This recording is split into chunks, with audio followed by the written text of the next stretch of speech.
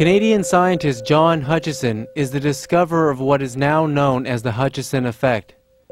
I met with him in the year 2001 to learn about his work and to show him the galaxy clock and gravity beyond light speed theory. His work demonstrated the principle perfectly.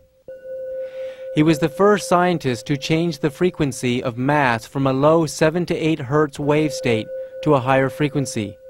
He did this in an amazing experiment where he bombarded a 75-pound cannonball with high-frequency waves produced by Tesla coils, radio waves, and Van de Graaff waves.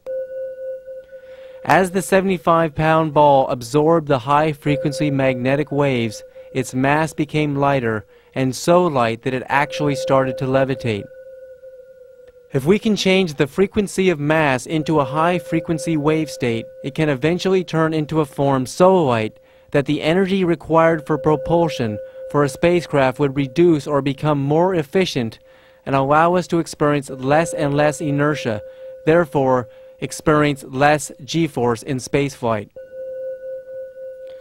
If mass could become so light that it became as light as a photon, mass or spacecraft could attain the speed of light with very little energy in the form of actual propulsion.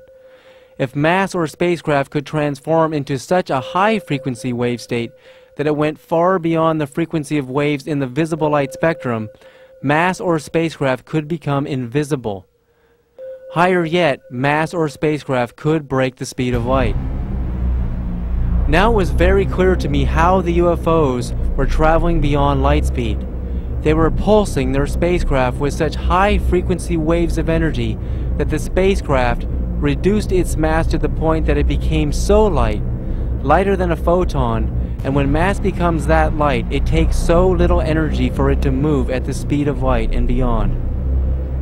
The answer to how we could propel ourselves to the stars was being transmitted to us in the form of a gravity beyond light speed energy wave, the very signature to how a spacecraft could break the speed of light and visit us from outside our own solar system and possibly from one of our nearest stars.